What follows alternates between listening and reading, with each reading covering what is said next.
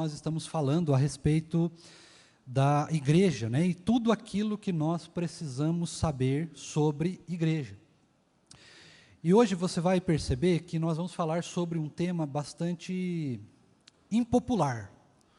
É um tema que a gente costuma falar muito pouco, mas que ainda assim é um tema extremamente importante, que a gente entenda, que a gente conheça pelo menos um pouco, pelo menos o básico, para que a gente possa, então, não só compreender por que as coisas são feitas do jeito que são, como elas são feitas do jeito que são, da onde que vem isso, né?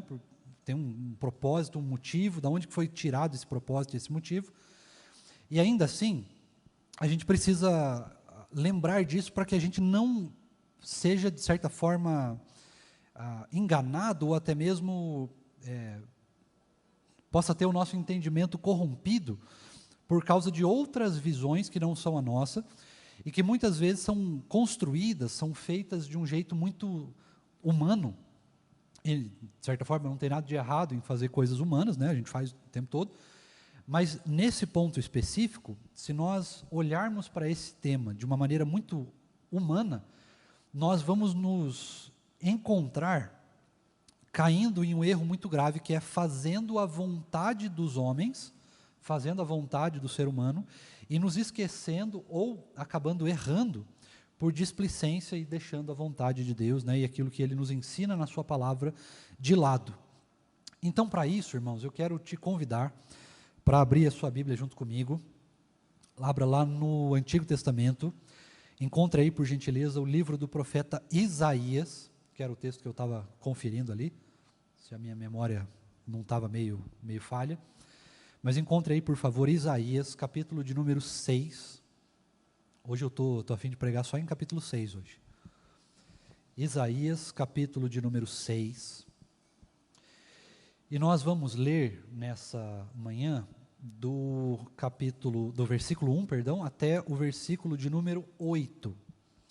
Isaías, capítulo 6, versículos de número 1 até o versículo de número 8. É o texto que embasa aquilo que nós vamos falar nessa manhã. Eu preciso que alguém leia para nós em voz alta e, se possível, no microfone, por gentileza. Eu estou com o microfone já, Rev. Então, por favor, Nicolas, manda ver. No ano da morte do rei Uzias, eu vi o Senhor assentado sobre um alto e sublime trono, e as abas de suas vestes enchiam o templo. Serafins estavam por cima dele, cada um tinha 6 asas. Com 2 cobria o rosto, com 2 cobria os pés, e com 2 voava. E clamavam uns para os outros, dizendo: Santo, Santo, Santo é o Senhor dos exércitos. Toda a terra está cheia da sua glória. Os umbrais das portas se moveram com a voz do que clamava, e o templo se encheu de fumaça. Então eu disse: Ai de mim, estou perdido, porque sou homem de lábios impuros e habito no meio de um povo de lábios impuros, e os meus olhos viram o Rei, o Senhor dos exércitos.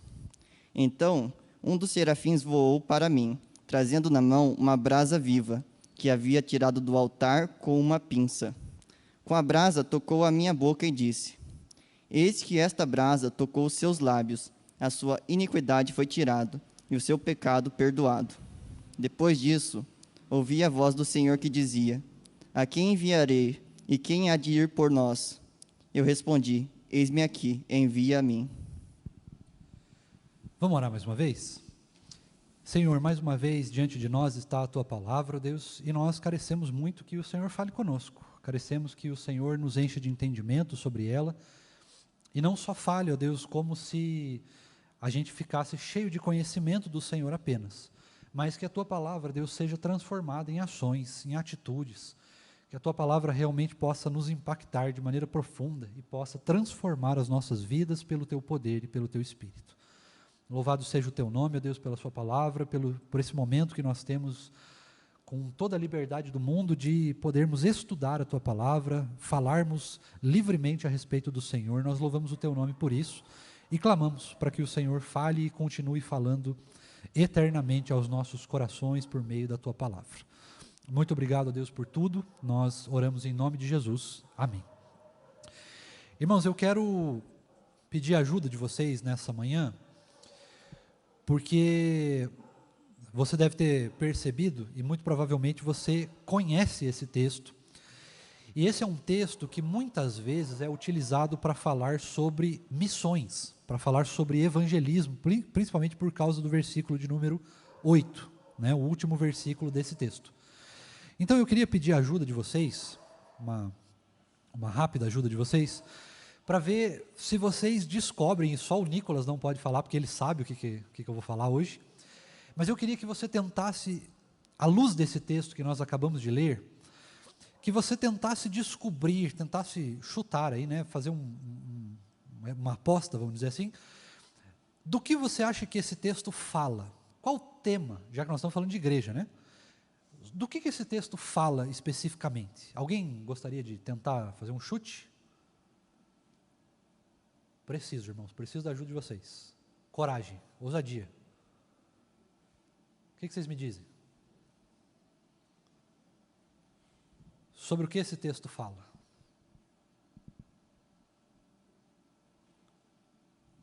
Alguém se arrisca?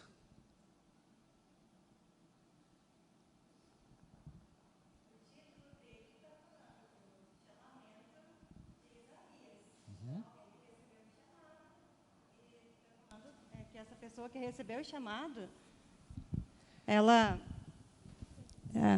Então, essa pessoa que recebeu o chamado, ela tem que passar por um processo, primeiro, de reconhecimento que ela não é capaz, e depois ela ter esse processo de ser capacitado, mas não por ela mesma. Não que a pessoa não tenha que se aperfeiçoar, né, dizendo assim, nos nossos dias, mas essa capacitação vem do alto, né, não da própria pessoa. Né? Mas, para mim, esse texto trata do chamamento. Né? Uhum. Temos outra opinião, irmãos? Sobre o quê? Muito interessante, muito interessante. Eu não posso discordar do que a nossa irmã falou, porque, de fato, esse texto fala sobre esse chamado espiritual do profeta Isaías. É disso que o texto trata em primeiro lugar. Esse é o contexto desse texto. Mas, de fato, irmãos, esse texto ele nos fala sobre um aspecto do culto, que é, como eu falei, um tema bastante impopular, é algo que a gente muitas vezes deixa de lado, a gente sabe que existe, até sabe como fazer, mas a gente não sabe exatamente de onde que veio, por que é assim, por que é assado. E hoje, irmãos, nós vamos falar sobre liturgia, o aspecto ou os aspectos litúrgicos do nosso culto. Por que a gente faz as coisas, né, do jeito que é, por que começa assim, por que tem leitura bíblica, por que tem todas essas coisas. Nós vamos falar especificamente disso. E esse texto é a base fundamental de como deve ser um culto evangélico. Às vezes a gente imagina, né, que o culto ele é um serviço prestado, e ele é um serviço prestado, o culto é um serviço que nós prestamos ao Senhor, né, um serviço de louvor, de adoração, e outras coisas mais que nós vamos ver. Mas ainda que o culto seja um serviço, irmãos, nós não podemos nos esquecer de como que ele é feito. E muitas vezes na nossa cabeça, eu não sei se é assim na cabeça de vocês, mas na minha era, principalmente quando eu era mais novo, antes até de entrar para a teologia, né, para a faculdade de teologia, esse era um tema muito... para mim era assim, o pastor faz do jeito que ele quiser, né, a igreja faz do jeito que ela quiser, não tem uma base muito sólida. Eu sei que tem que ter louvor e tem que ter pregação, o resto, não sei. Por que tem que ter essas coisas, também não sei. Mas eu sei que tem que ter isso, né? Todo culto tem isso, tem pregação e tem música. Mas, depois que você começa a estudar esse tema, nós começamos então a perceber aí alguns elementos que são muito curiosos e muito fundamentais, e sem esses elementos, os irmãos vão perceber que nós não estamos prestando culto. Então, muitas vezes, quando você olha assim e fala, puxa, será que essa igreja, será que essa denominação, será que nós mesmos aqui na igreja do Tarumã prestamos um culto ao Senhor, realmente um culto bíblico, um culto verdadeiro, né, realmente à luz da palavra de Deus? A partir de estudar liturgia, você vai então saber aí se nós realmente estamos prestando culto, quando nós estamos prestando culto, quando nós não estamos prestando culto, o que de fato consiste em um culto, né? O que a gente pode juntar de elemento e dizer, não, isso aqui realmente é um culto bíblico. né? Isso aqui não faz parte do culto, isso aqui não é um culto bíblico, ainda que alguns elementos os irmãos vão ver que precisam existir, mas eles não são aí necessariamente bíblicos, tá bom? Então nós vamos falar sobre isso na aula de hoje. Eu sei que é um tema um tanto quanto impopular, não é um negócio assim que parece muito relevante, mas os irmãos vão ver que à medida que eu for falando e for construindo esse pensamento, vocês vão percebendo que realmente esse tema é muito importante, e se nós levarmos uma teologia despretensiosa sobre esse tema, nós podemos, sem querer, e realmente sem querer, assim, sem maldade nenhuma, sem pecado, sem nada, mas nós podemos cair aí em alguns erros teológicos de interpretação bíblica, e por causa desses erros, nós podemos aí estar prestando algo para o Senhor que não é culto, e ao mesmo tempo dizendo, né, que isso é um culto. Ou a gente pode olhar e falar, não, isso aqui é um culto ao Senhor, quando na verdade não é um culto de fato, né? Não tem elementos bíblicos ali, é só um serviço humano para pessoas humanas, não é um culto a Deus, tá bom? Para começar esse tema, é claro que a gente precisa recapitular, né? Eu sempre gosto de recapitular, eu não gosto de simplesmente chegar aqui para os irmãos e soltar elementos à toa, né? À torta e à direita, é assim que funciona e ponto final. Eu gosto muito de fazer essa recapitulação, de olhar lá para o Antigo Testamento e trazer por toda a história para que a gente realmente possa conhecer todos os aspectos, de onde que veio, quem que trouxe, quem que falou sobre isso, quem que falou sobre aquilo, para que a gente saiba do que a gente está falando, para que não seja só um negócio assim, não, por que tem louvor no culto? Por que o louvor é música? É porque, sei lá, 500 mil anos é feito assim, né? Então é assim que é feito e ponto. Mas que a gente saiba realmente explicar, que a gente saiba realmente dar noção para as outras pessoas e para nós mesmos, né? Lembrando que todos nós aqui temos possibilidades de nos tornarmos diáconos, presbíteros, coordenadores e conselheiros aí de alguma sociedade interna, ou fazer parte da diretoria de sociedades internas ou de departamentos aqui da nossa igreja, né? UCP, UPA, bom, os irmãos que estão aqui, eventualmente, não podem ser da UCP e da UPA, né? Mas podem ser da Mocidade, né? Dos Lions, da UMP, das Safiras, da SAF e também da UPH, né? E outros departamentos, aí, como o Departamento de Casais e Jovens de Outrora, né? E outros mais que a nossa igreja tem. E por causa dessa liberdade que nós temos, de podermos participar da vida da igreja de maneira mais intensa, isso significa que se você, por exemplo, se torna um presidente da Mocidade, da SAF, da UPH, muito provavelmente você vai precisar fazer, né, ou pelo menos planejar algum culto na sua vida.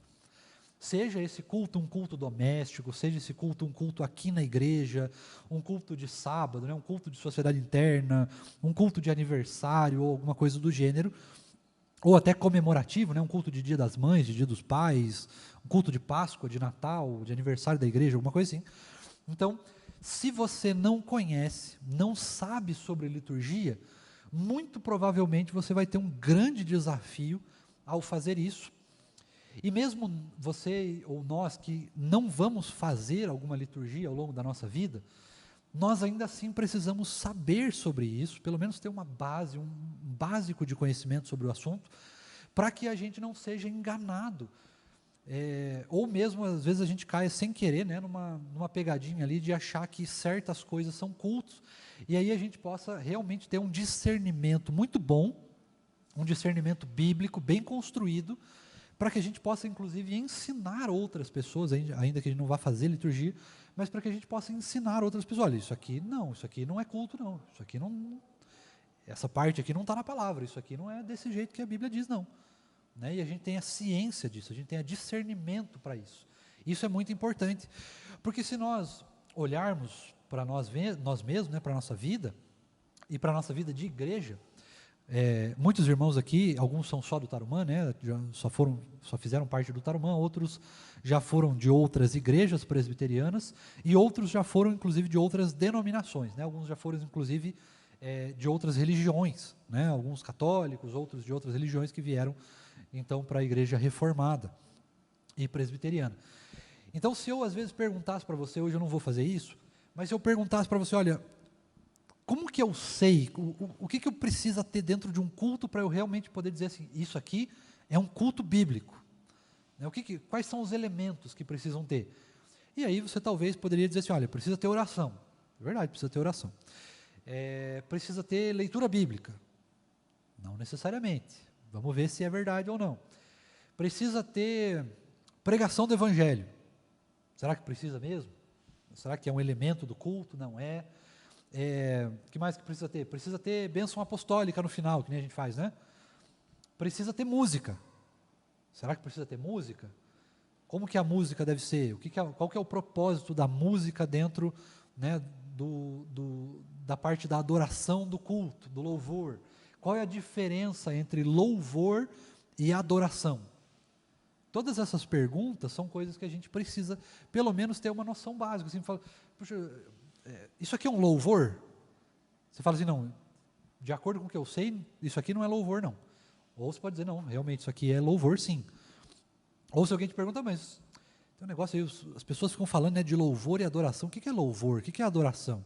E a gente precisa saber responder essas coisas, até para, de repente, se a gente, sei lá, traz um convidado, ou se alguém resolve mudar a liturgia, ou fazer a liturgia de uma forma, você pode depois, né, procurar a pessoa com toda a gentileza do mundo, e aí corrigir, falar, olha, isso aqui não é bíblico não, hein? Isso aqui não é culto.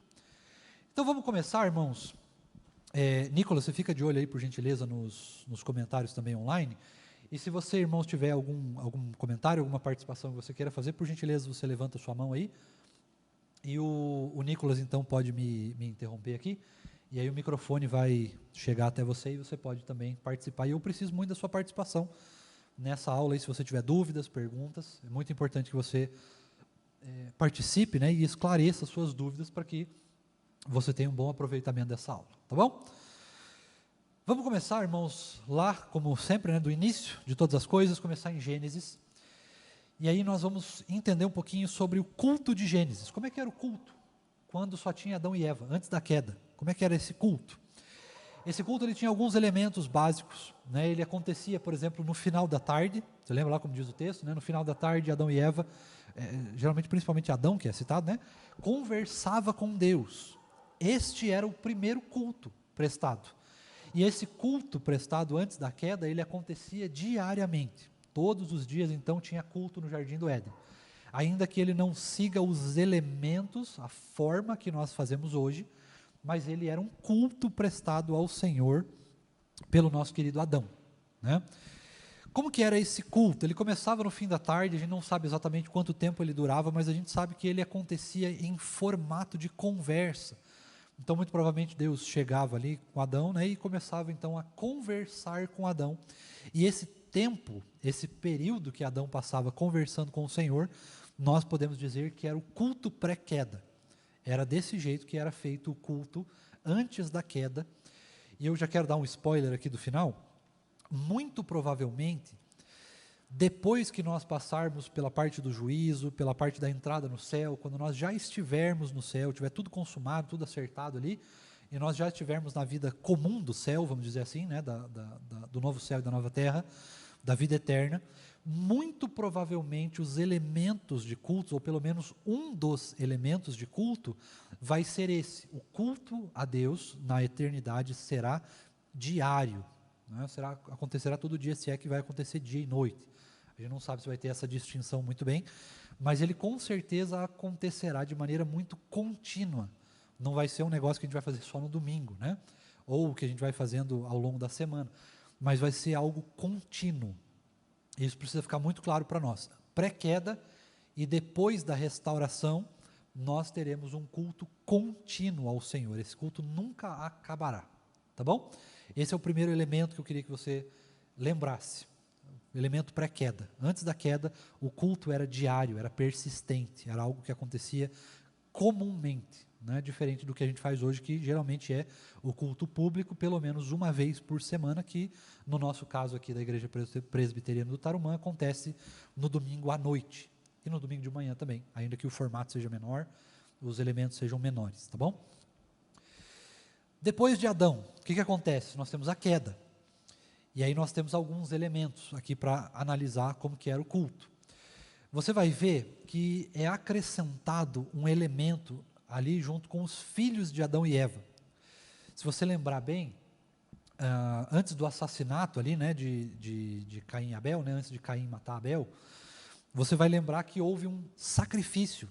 Você lembra ali? Eles ofereceram um holocausto para o Senhor.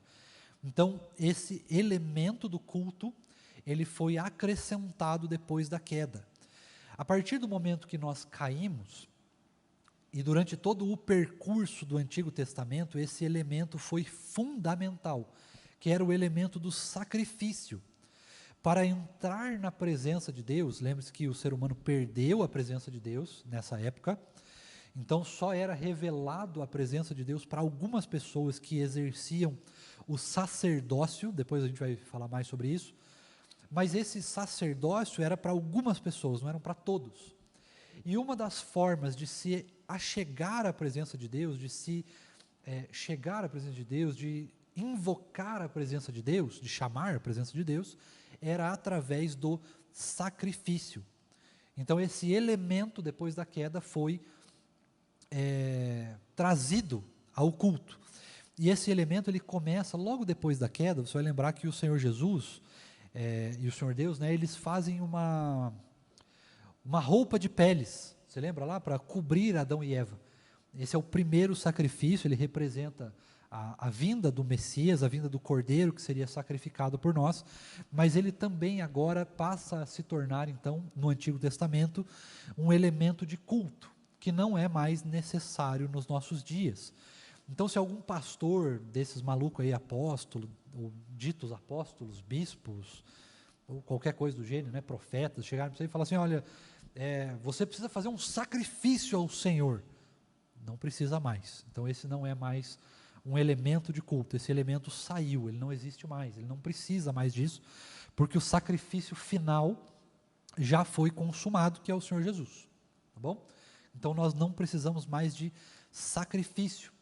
Porém, entretanto, todavia, lá em Romanos, capítulo 12, versículo 1, você vai lembrar que o apóstolo Paulo, ele diz que nós devemos apresentar a nossa vida, o nosso corpo como sacrifício vivo, como um sacrifício agradável ao Senhor.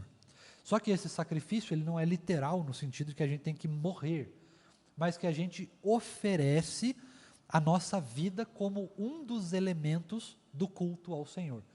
Então, para prestarmos culto ao Senhor hoje, nós precisamos oferecer o nosso corpo, a nossa vida.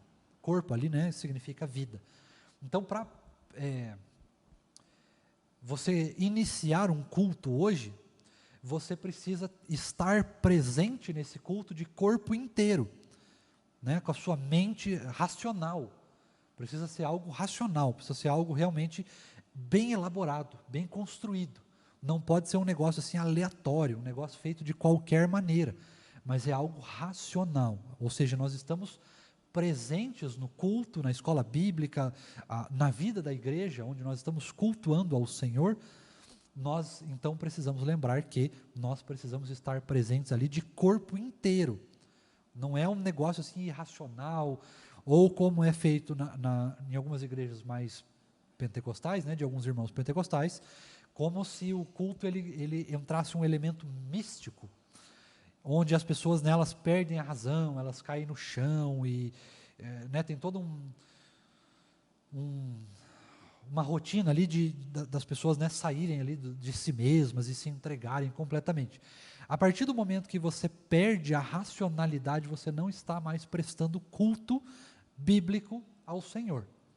Tá? Eu não estou questionando aqui se isso é certo, se isso é errado, se isso tem outros elementos bíblicos que podem se encaixar nisso, se isso é teológico, se isso é pecado, se não é, eu não estou questionando isso. O que eu estou dizendo é que para nós prestarmos culto ao Senhor, nós precisamos estar presentes nesse culto racionalmente. Em nenhum momento o culto pode ser irracional, ele pode sair do nosso controle, porque senão nós não estamos prestando culto ao Senhor, tá bom? Então esse é o elemento do sacrifício. Hoje nós não precisamos mais de sacrifício, mas no Antigo Testamento nós precisávamos desse sacrifício. Você vai lembrar, irmãos, que isso acontece, esse elemento ele some, ele desaparece a partir do momento que a cruz acontece. Então, depois da ressurreição do Senhor Jesus, o elemento do sacrifício não é mais necessário. A gente não precisa matar cordeiro aqui. Você já imaginou a loucura que você precisar trazer uma vez por ano, ou né, cada um vai trazendo ao longo da semana uma vaca, né, um boi, um cordeiro, uma galinha, como é que é o nome daquele bicho que trazia? Era... Oi?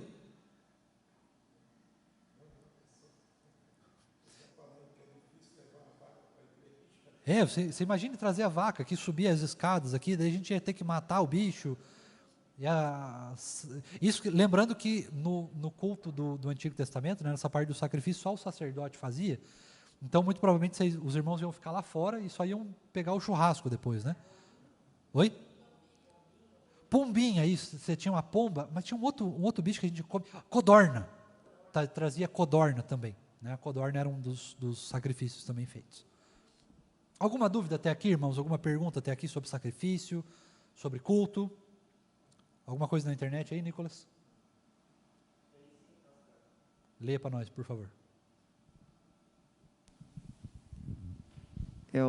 Um comentário sobre a sua pergunta lá no começo, o que se referia ao texto de Isaías, né? Tá. E o Reinaldo Prado está dizendo assim: esse texto fala sobre o olhar para o culto a Deus com respeito e reverência suprema, algo realmente muito espiritual e não um olhar superficial, ou seja, a mobília da igreja, as pessoas que estão ali, o que realmente importa é ver no templo a glória de Deus, encontrar Deus no templo. É só isso. Excelente, excelente. Ótimo comentário, realmente. E o texto fala sobre isso mesmo, né? Sobre os aspectos litúrgicos de um culto cheio de profundidade e significado. Tá bom? Vamos continuar, irmãos. Vamos falar um pouco sobre ali a parte de Noé. A partir de Noé, começa a acontecer um elemento diferente, tá, no culto. Veja que, por exemplo, Adão e Eva e os filhos deles, eles, se a gente falar assim, aonde que eles adoravam o Senhor? Aonde que eles prestavam culto? A resposta é, em qualquer lugar. Em qualquer lugar podia se prestar um culto ao Senhor. Depois de Noé, nós começamos então a ter um grande crescimento populacional, e não só de crentes, né, de pessoas tementes ao Deus bíblico, mas nós começamos a ter um monte de religiões que prosperam naquela região ali, em outros lugares também, né, as pessoas vão se multiplicando, vão ali tomando, né, as terras do mundo, e com isso vão se formando cidades e novas religiões. E essas religiões, então, elas começam a estabelecer um novo tipo de elemento do culto. Esse elemento do culto é o que nós chamamos hoje de altar, né? Ou a gente chama aqui mais especificamente de púlpito, né? O lugar onde era prestado a adoração, onde era prestado o culto.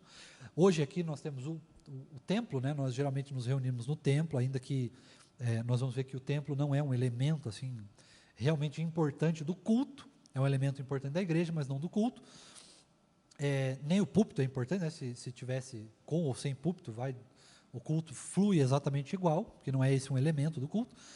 Mas nós então começamos a construir esse elemento de culto, e isso funciona tanto para a religião cristã, quanto funciona, no caso, para os judeus, aqui no caso, né, do Antigo Testamento, mas isso também funciona hoje para algumas igrejas. Elas querem ressuscitar esse elemento do altar, né? Então, você com certeza já ouviu aí algumas igrejas que falam sobre os levitas, né, que sobem no altar do Senhor e tal. Vamos subir no altar, né, tragam as suas ofertas no altar do Senhor, né? Esse altar, ele não existe mais, nós não precisamos mais disso. Mas naquela época, era muito comum e era o único lugar onde se cultuava o Senhor, era nesses altares. E esses altares, eles eram construídos em várias cidades, né? Geralmente tinham formatos diferentes, uns eram feitos de madeira, outros eram feitos de pedra, alguns altares eram feitos dentro de troncos de árvores grandes, assim, eles cavavam, né, um redondo assim, no tronco da árvore, e ali eles colocavam alguma imagem, algum elemento, ali eles faziam fogo, Outros altares eram feitos de pedra, aí de diversos formatos, diversas formas, né? Aconteciam ali a construção dessas pedras, e ali eles então sabiam que era ali era prestado, né? Se prestava um culto ao Deus X, ao Deus Y, ao Deus tal, ou mesmo ao Deus da Bíblia, né? O Deus nosso que nós servimos, que na verdade é o único Deus verdadeiro, né? Você vai lembrar lá no templo de Abraão, por exemplo, né? Eu recentemente preguei alguns textos sobre Abraão, e você vai lembrar ali, irmãos, que volte e meia nos textos que falam da história de Abraão, ele cita, né, e Abraão foi para tal lugar e ele construiu um altar ao Senhor. Quando foi o sacrifício de Isaac, por exemplo, né, ele teve ali a parte do sacrifício e tudo mais, apareceu o cordeiro, ele sacrificou o cordeiro, aonde? No altar. Né, ele construiu então um altar para o Senhor. O altar era o lugar de culto. Se a gente pensar aqui nessa parte pré-Moisés, vamos dizer assim, né, antes de Moisés, antes do tabernáculo, o culto era prestado diante de um altar, né, que era construído ali, ou de madeira, ou de pedra, diversos formatos ali eram possíveis de serem construídos. Então, a gente não, né, antigamente era assim, a igreja funcionava diante de um altar. Depois do nosso amigo... Posso fazer um comentário? Pode? Fica à vontade. Tá bom. Uma coisa que eu me lembro desses altares, um elemento pelo menos curioso, é que não podia ser pedras lavradas, né? Verdade. E isso nos remete que não é o altar em si que tem algo espiritual, porque não tinha como eles diferenciar, vamos dizer assim, se fosse uma pedra qualquer ou aquela que está ali em cima do altar, daria na mesma, vamos dizer assim. Então, é mais para simbolizar, né, o relacionamento com Deus ali, né? Uhum. Então, isso diferenciava dos outros povos que faziam pedras tudo adornadas para ali eles adorarem a própria pedra, vamos dizer assim, né? Uhum. E isso no começo, a gente vai ter esses altares, eles são displicentes, como o Nicolas falou, né? Eles não têm um formato específico, não era um negócio bonito, era assim, pega o que tem no lugar ali, corta uma árvore, faz um tronco, qualquer coisa assim, e aqui é um altar ao Deus X. No começo foi assim. No culto do Deus bíblico, vamos dizer assim, esse elemento ele permanece ali até o tabernáculo, né? Até depois, na verdade, a gente pode encontrar alguns irmãos que fizeram altares ao Senhor onde não tinha esse tabernáculo, né? Lembre-se que a presença de Deus ela se ornava no tabernáculo depois, mas alguns irmãos eles ainda faziam esses altares de maneira bem displicente com aquilo que tinha no local. Porém, os povos de outras religiões que adoravam outros deuses, eles ao longo do tempo foram então elaborando mais aí as construções, e aí os altares realmente eram feitos de maneiras bem ornamentadas e tudo mais. Para ter um bom exemplo disso, nós vamos lembrar aí os egípcios. O que os egípcios construíam como altar? Pirâmides. Na verdade, as pirâmides são extremamente bem ornamentadas, tanto que, se você perguntar para os melhores historiadores, para os melhores... como é que é o nome daquela pessoa que... Arqueólogo. Para os melhores arqueólogos do mundo, eles vão dizer para você, olha, como é que se construiu as pirâmides? Ninguém sabe. Ninguém sabe. Então, eram elementos muito bem construídos do culto egípcio, onde eram os altares, onde eram depositados ali os faraós, né? E pessoas de grande importância também eram os altares. Depois a gente tem a construção de templos e tudo mais. Nós temos construções, por exemplo, como do deus Moloque, se não me falha a memória, que era uma espécie de forno de pedra. Eu não vou... Se você pesquisar na internet vai aparecer aí para você, mas era uma espécie de um forno de pedra, onde nesse forno de pedra, para você prestar culto a esse deus específico, era um deus babilônico, se não me engano, ou persa, você precisava fazer o sacrifício de um bebê. Então era um negócio assim horrível, né? Horrendo, medonho, né? Apavorante, mas era ali uma forma de construir um altar, né? Então era uma espécie de forno de pedra. E aí os altares vão se multiplicando, se diferenciando ao longo do tempo, né? Alguns são em forma de mesa, outros são no chão, outros são em forma de algum tipo de templo e coisa e tal do gênero, né? Alguns se parecem com uma bacia para fazer sacrifício, outros são em formatos de escadas, como é no Peru, por exemplo, nos Incas, né? Os maias e os Incas adoravam, eles construíram uma pirâmide, tinha uma escada e no topo dessa escada tinha algum elemento de pia, como se fosse um totem, assim, alguma coisa do gênero para ali era feita então a adoração aos deuses deles, né? Um pouco depois, então, dos altares, irmãos, nós temos os tabernáculos, né? E especificamente nós temos depois a gente vai modificando esse tabernáculo, né? Ele vai alterando ali, ele vai se deslocando de lugar, porque o povo virou nômade, né? Depois do Egito, ele vai se deslocando e o tabernáculo também vai se deslocando junto com eles. Muito tempo depois, lá para Salomão, filho de Davi, nós vamos então ter o primeiro templo construído, né? Primeira construção de templo, que era um lugar imóvel, era um lugar parado, onde a adoração era parada, né? Tanto que as pessoas, depois disso, você vai lembrar lá nos Salmos de Romagem, né? Se não me falha a memória, do Salmo 19 até o Salmo, do Salmo 119 até o Salmo 134, se não me falha a memória, é alguma coisa assim, ou 120, 134, uma coisa assim.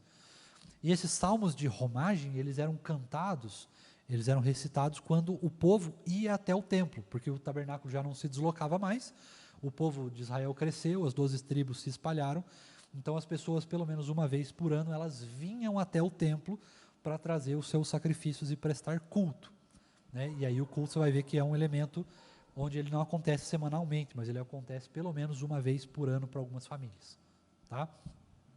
Mas aqui no tabernáculo, então, nós temos o culto que era prestado de algumas formas bem específicas, né? Ele era prestado por um sacerdote, as pessoas não podiam entrar. Você lembra que existia aquele elemento do véu, né, que foi rasgado quando o Senhor Jesus, então, morre na cruz do Calvário. Esse véu é rasgado de cima a baixo, mas ali só podia entrar o sacerdote, se não me falha a memória, ele só podia entrar uma vez por ano nesse templo. E daí tem aquela questão dos bodes, né? Que ele tinha que levar 2 bodes, um entrava no templo como sacrifício, o outro era levado para o deserto e lançado, né, no deserto lá, e ele ia para o deserto. Você tinha ali um lugar para os sacrifícios, você tinha vários elementos construídos, né, como a pia, como é que é o nome daquele negócio que tem as velas? Castiçal, isso. Ele tinha o castiçal ali com as 7 velas e tudo mais, né?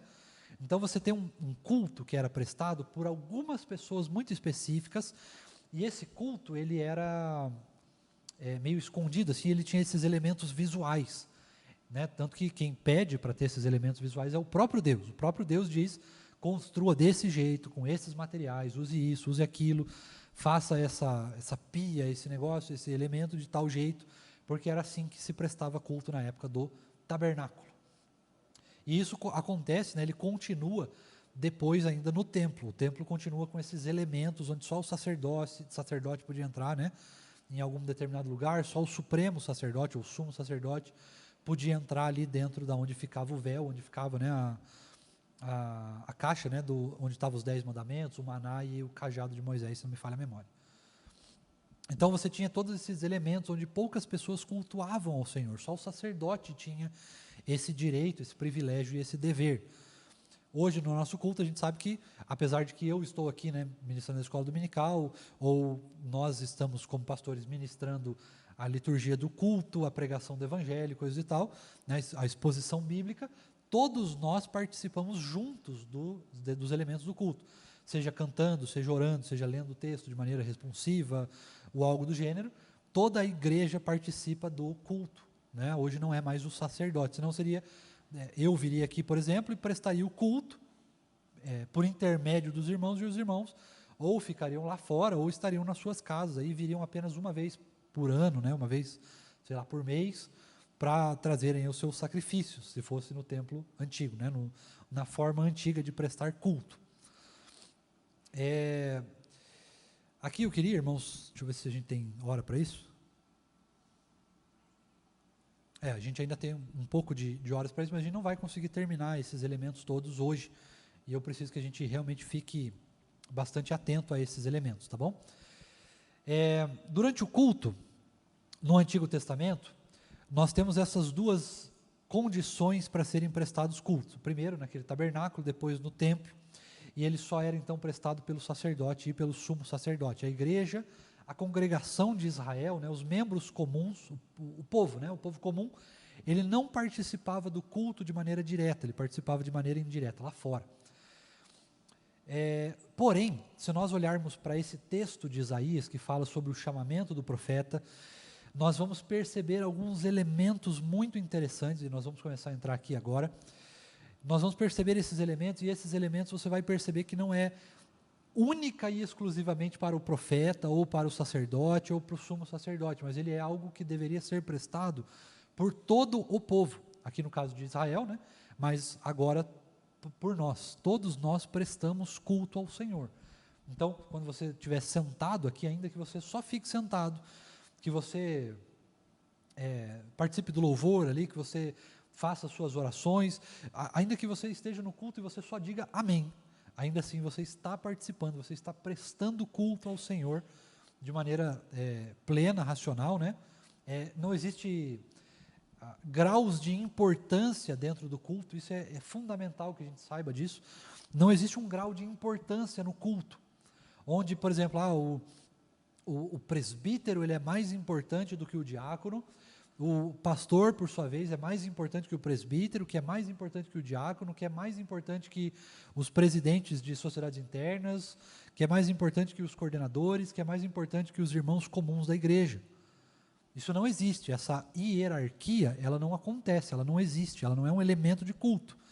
Ainda que eu tenha uma responsabilidade de conduzir os irmãos na liturgia do culto, ainda que os irmãos que estão no louvor tenham a responsabilidade, o dever de conduzir a igreja num tempo de louvor ao Senhor por meio da música que nós escolhemos, essas pessoas, né, nós que estamos mais à frente, nós não somos mais importantes que os irmãos, ainda que algumas pessoas elas se considerem, né, isso acontece muito no louvor de algumas igrejas, né, elas se consideram uma parte do culto. A pessoa que está conduzindo a igreja no louvor, ela não se considera como um servo, né, como alguém que está servindo a igreja, mas ela se considera como um elemento próprio do culto, como alguém muito importante, né? Se aquele irmão do louvor sair, né, deixar o louvor, o culto não é mais prestado, a igreja não é mais igreja, né? É um negócio muito assim. Isso também acontece com pastores que eventualmente vão deixando se levar e vão sendo conduzidos como se aquele pastor ele realmente estivesse prestando um culto como um sacerdote. Nós não prestamos o culto como sacerdotes, nós prestamos o culto juntos, como irmãos em Cristo. Enquanto nós estamos prestando culto, ainda que eu seja uma autoridade de conduzir os irmãos mais importantemente na palavra, ainda assim eu não sou mais importante que os irmãos. Pastor Tiago, pastor Lucas não é mais importante que os irmãos, né? Não são mais importantes que os irmãos. E ainda que você só diga o seu amém, você esteja só sentado, você está prestando culto de igual forma, ainda que a responsabilidade seja diferente, né? Eu tenho uma responsabilidade maior, mas não uma importância maior do que os irmãos. Isso é muito importante da gente perceber, tá? Ainda que Isaías foi chamado, ainda que ele testemunhou esse ato sobrenatural de Deus, né, que foi uma visão, né, um ato sobrenatural de Deus, ele não se torna mais importante do que o resto do povo. Mas Isaías era um profeta, né? Ele era alguém muito importante. Não, ele não era diante do culto, diante da sua responsabilidade diante de Deus, sim. Diante da minha responsabilidade como pastor, eu tenho uma responsabilidade a mais do que os irmãos, mas é isso, é uma responsabilidade. Ela não é um elemento e ela não é uma hierarquia maior do que os irmãos têm. Tá? Isso é muito importante que a gente saiba para que a gente não caia no erro, às vezes, de valorizar demais um irmão X ou Y, né, uma irmã X ou Y, por causa disso. Ou às vezes a gente fala assim, poxa, o nosso irmão João, por exemplo, João Langami, a gente pode dizer assim, poxa, o João canta muito bem, então ele é muito mais importante do que o fulano de tal que não canta tão bem assim, ou que não canta nada, né, ou que não está no louvor. Então a gente precisa tomar muito cuidado com isso, para que a gente não preste um culto que valorize muito mais a parte humana, o ser humano, do que a Deus. O nosso culto ele tem como principal objetivo servir ao Senhor, né? Glorificar, adorar, louvar ao Senhor. E muitas vezes nós podemos cair nesse erro comum de, às vezes, louvar, de engrandecer um pastor, de louvar algum irmão do louvor, alguém que canta muito bem, alguém que toca muito bem, alguém que prega muito bem, e a gente acaba louvando mais essa pessoa do que louvando o próprio Deus. Então a gente precisa tomar muito cuidado. O objetivo final do culto é louvar o Senhor, é prestar um serviço de adoração, um serviço de louvor a Deus. Isso é importante. Se o culto não tem isso, se ele não presta serviço de adoração e serviço de louvor a Deus, ele não é culto. Nós não estamos prestando culto. Isso é fundamental, irmãos, isso é muito, muito importante. Esse talvez seja o elemento mais importante de todos. Nós nos reunimos em culto público, no domingo à noite ou no domingo de manhã, como nós acabamos de fazer, para prestar um culto a Deus. E o culto deve ser prestado como um serviço de louvor e adoração ao Senhor. Jamais, em hipótese alguma, a seres humanos. Então, muito provavelmente, por exemplo, nós como presbiterianos, a gente pode cair no erro, por exemplo, assim, vamos chamar o Augustus Nicodemos. Por quê? Não, porque o Augustus Nicodemos é assim, o cara. Ele é a pessoa, né? Ele é né? um ser à parte, né? Um ser a mais, vamos dizer assim, né? E muita gente pode acabar correndo esse risco de olhar aqui, de repente a gente chama o Nicodemos para pregar, não tem problema nenhum a gente chamá-lo, né, para pregar. Nós podemos fazer isso. Ainda assim, a gente pode, sem querer, cair no erro assim, de falar, puxa, hoje o culto foi diferente. Por quê?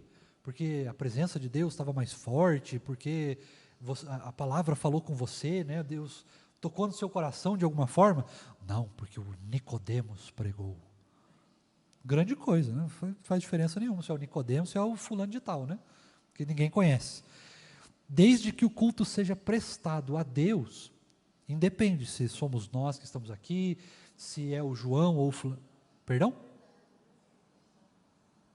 Achei que estavam falando comigo, irmãos, desculpa.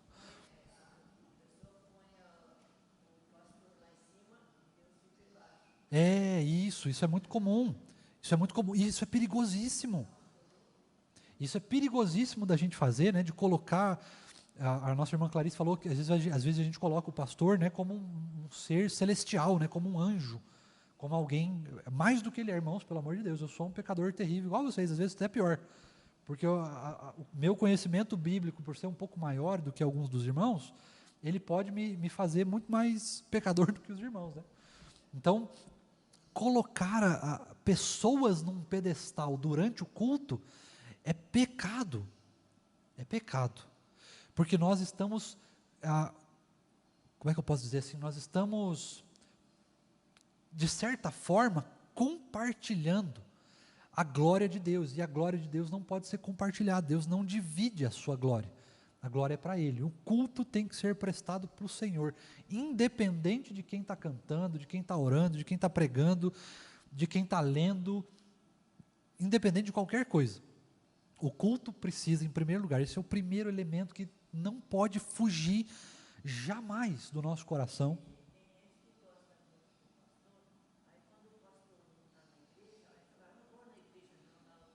Isso, perfeito.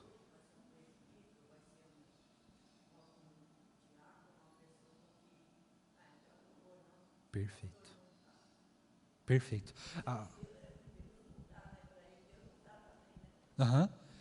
A nossa irmã Clarice, irmão, estava falando a respeito de que algumas pessoas, elas vêm para a igreja por causa do nome X ou Y, né? Então, por exemplo, hoje à noite vai ser o pastor Tiago que vai pregar, então eu não venho, não gosto daquele pastor lá, não vou com a cara dele. Então eu não venho, eu não consigo prestar culto, porque o meu culto ele está muito mais focado no ser humano, na pessoa. Então eu olho para o fulano de tal e falo, esse daí eu não vou com a cara dele não. Daí não vem mais na igreja, né? O pastor entrou de férias, não vem mais na igreja. Tem isso também. Isso, irmãos, é prestar culto ao ser humano, não é prestar culto a Deus. O culto independe de quem está fazendo. Puxa, eu não gosto do fulano de tal, independe. Desde que ele esteja conduzindo a igreja, ou no louvor, ou na pregação do evangelho, e está sendo fiel à pregação do evangelho, não tem problema quem é. Deus vai falar com você do mesmo jeito. Né? Então a gente precisa ter isso em foco. Esse elemento ele não pode sair de maneira nenhuma, jamais do nosso coração. A gente não pode esquecer disso. O culto ele deve ser prestado única e exclusivamente para o Senhor. não pode ser feito de maneira nenhuma para pessoas, para agradar pessoas, para afagar o nosso ego, né? Falar assim, puxa, o culto bom é aquele culto que eu entro no culto e eu saio assim, satisfeito, eu saio feliz, eu saio alegre, porque o pastor pregou do jeito que eu gosto, o louvor foi do jeito que eu gosto, a música foi as músicas que eu gosto de cantar, os textos foram textos que eu conheço, né, a decoração da igreja estava do jeito que eu gosto, a pessoa que sentou do meu lado é uma pessoa que eu gosto, tudo isso é irrelevante para o culto. Nada disso torna um culto ao Senhor.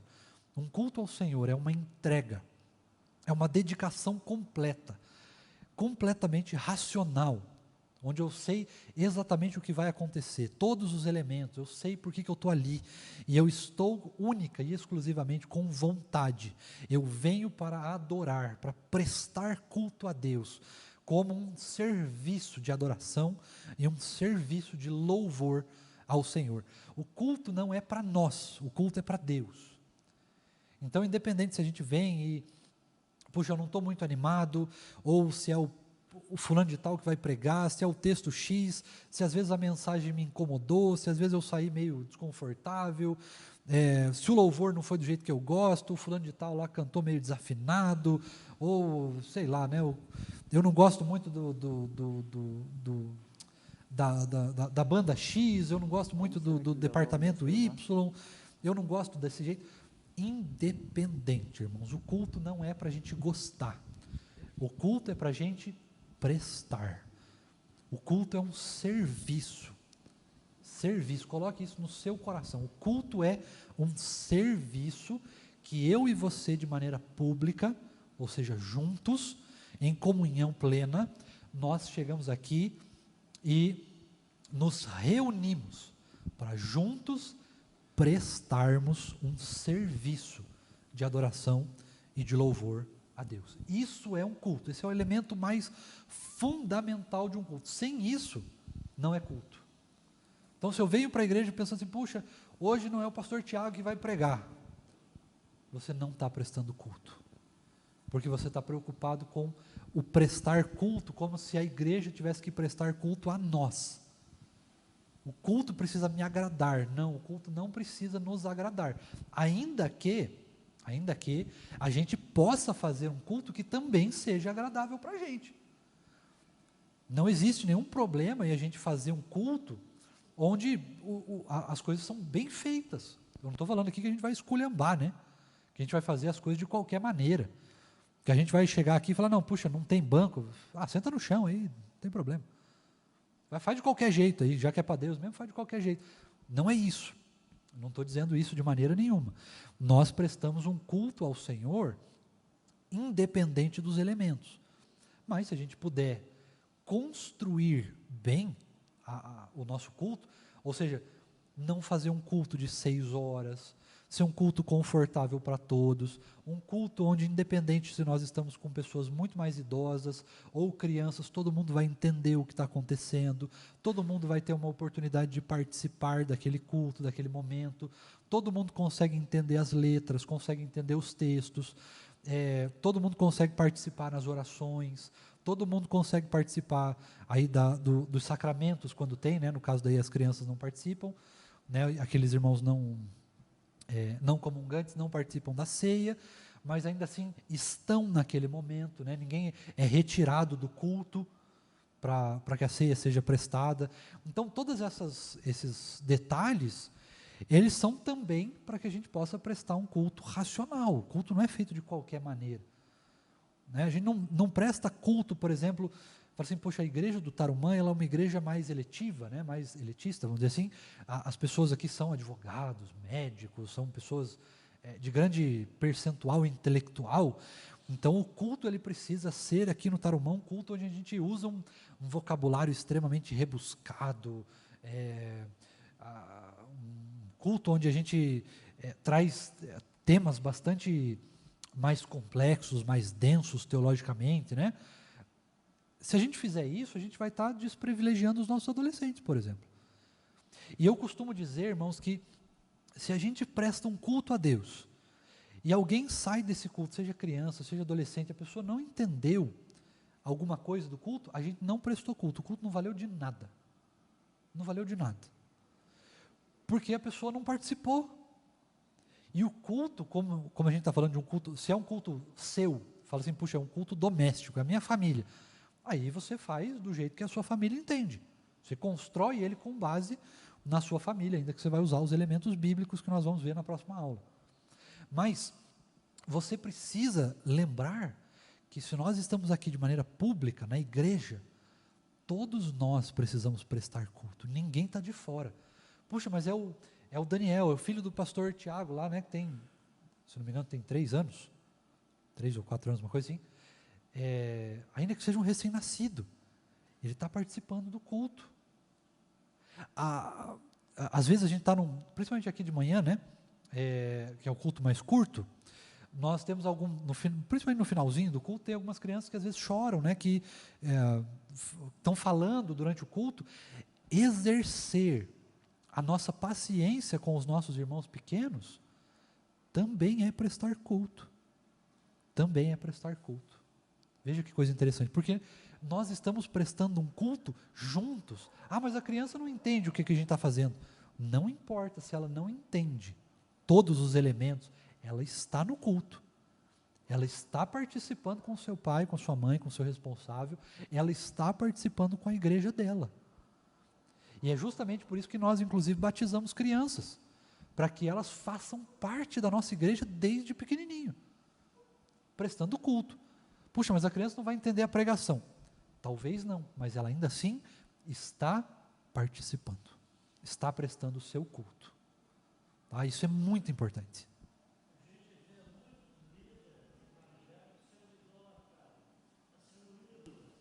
E outros falam, fulano tem oração forte. Fulano tem oração forte e não existe oração forte nem fraca. Existe a oração do justo. Isso é importante, irmãos. Isso é importante porque realmente existem pessoas que idolatram outras. Que se não for feito de um jeito X, a pessoa acha que... Você já viu aquele... Espera aí, eu quero ver se eu tenho hora aqui. Vocês aguentam mais 5 minutinhos? Eu quero encerrar aqui. Veja. Diga. Posso fazer uma inserção agora? Claro, fala. Comentário aqui no YouTube, a irmã Marilza falou assim: cultuar a Deus é uma entrega por inteiro. Sim. Olhar os irmãos como membros do corpo de Cristo Jesus. Sentir a igreja invisível entre nós. Maravilha. Temos que ir à igreja cultuar a Deus independente de quem for pregar. Estamos aqui para servir e não ser servidos. Isso. Lindo isso, lindo, maravilhoso. Agora veja, irmãos, você já deve ter ouvido aquela frase, às vezes você mesmo já até falou sem querer, aquela frase assim, eu participei do culto, daí a pessoa sai e fala assim, hoje eu senti a presença de Deus no culto. Você já ouviu isso? Às vezes até nós já falamos isso, nossa, hoje o culto foi bom, né? Como se tivesse culto ruim. Como se Deus escolhesse aonde Ele vai derramar a sua presença. Eu entendo, irmãos, e a Bíblia é muito clara a respeito disso, que às vezes o Senhor Deus, Ele nos abençoa, nos dando um pouquinho de um privilégio, de um pouco mais dEle, né, de um pouco mais. Às vezes tem uns cultos que a gente realmente sente alguma coisa a mais. Não tem problema nenhum nisso, problema nenhum. O problema está em a gente comparar. Então a gente fala assim, hoje eu senti a presença de Deus, hoje eu não senti. Irmãos, a gente não sente a presença de Deus, a presença de Deus está em todo lugar, onde quer que a gente esteja. Onde quer que a gente esteja. Pode ser que nas suas emoções, nas minhas emoções, existem alguns cultos assim que falam, poxa, hoje foi um culto que ele veio de encontro ao meu coração, né? Eu fui animado, eu fui despertado. E tudo bem, isso acontece. Isso acontece, mas a gente não pode se prender e aí falar assim, puxa, hoje o culto, sei lá, né, não estava assim do jeito que eu mais gosto, né, tinha um elemento aqui ou outro que, sei lá, não gostei do texto que foi lido, ou não falou muito com o meu coração esse texto, teve um outro elemento ali que falou e tudo, mas aí daí a gente olha para isso e fala assim, puxa, acho que Deus não falou comigo hoje, né? Falou. Falou, talvez você não estava disposto a ouvir, mas Deus falou, né? Deus se manifestou igualmente a todos, ainda que as nossas emoções, o nosso organismo, o nosso cérebro, né? Ele reage de maneira diferente, para algum elemento, para alguma coisa. Às vezes tem irmãos, eu, por exemplo, eu me entrego muito mais a um culto frio.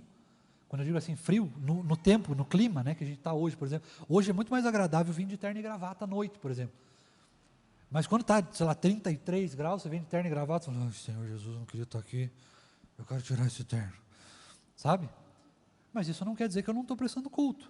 Só é um pouco mais difícil, eu preciso me concentrar mais. Mas ainda assim o culto é o mesmo. Né? A gente precisa prestar culto e lembrar disso. Nós estamos prestando culto quando nós, a nossa irmã bem disse, quando nós estamos nos entregando por inteiro e prestando um serviço a Deus. Não é o Senhor que nos presta serviço, não é a igreja que nos presta serviço, somos nós que prestamos um culto a Deus. E Ele nos abençoa. Amém? Nós vamos encerrar por aqui. Eu quero só finalizar e orar por você uma última vez. E aí na semana que vem nós vamos entrar plenamente no texto de Isaías, e aí nós vamos ver exatamente o que precisa ter num culto, o que não precisa ter num culto. Nós vamos ver como que a Igreja Católica construiu a sua identidade de culto, como que nós muitas vezes nos apegamos à identidade católica que muitas vezes nós tivemos, e aí a gente olha, né, para o culto e às vezes a gente pensa algum culto, como é feito na Igreja Católica, será que isso é bíblico, será que não é? Nós vamos ver tudo isso na semana que vem. Deixa eu orar por você mais uma vez, e nós então nos despedimos, pelo menos por essa manhã. Senhor, nós louvamos o Teu nome pela Tua palavra, Deus, nós louvamos o Teu nome porque nós podemos realmente aprender do Senhor, porque o Senhor tem nos ensinado a respeito do que realmente é ser igreja, de como que nós podemos olhar para a Tua igreja de maneira bíblica e não nos prendermos, ó Deus, aquilo que nós queremos, mas nos prendermos aquilo que o Senhor quer. Nos ensina de fato, Deus, nos desperta para que nós possamos servir ao Senhor e não achar que nós devemos ser servidos pelo Senhor. Tem misericórdia de nós, Deus, continua falando com o nosso coração, transforma as nossas vidas, Deus, e que nós possamos realmente, hoje à noite, em todos os cultos que nós participarmos até agora, nos entregarmos de maneira plena, de maneira completa, de maneira a prestarmos um culto ao Senhor e não sermos servidos pelo Senhor ou pela igreja. Que nós possamos nos entregar plenamente ao Senhor, independente de como seja o culto, as músicas, a palavra ou qualquer outro elemento. Que o Senhor continue derramando de graça sobre nós, nos abençoando, e que nós, ao prestarmos culto ao Senhor, possamos realmente desfrutar das bênçãos que o Senhor derrama sobre nós, quando nós cultuamos o Senhor de maneira pública ou mesmo individual, seja aqui na igreja, ou seja no decorrer de todas as nossas vidas, porque o culto ao Senhor, público ou individual, ele nunca acaba, e ele continuará por toda a eternidade. Louvado seja o Teu nome, nós te agradecemos por tudo, Senhor, em nome de Jesus. Amém. Irmãos, nós então nos despedimos aqui, e se assim Deus nos permitir, nos encontramos no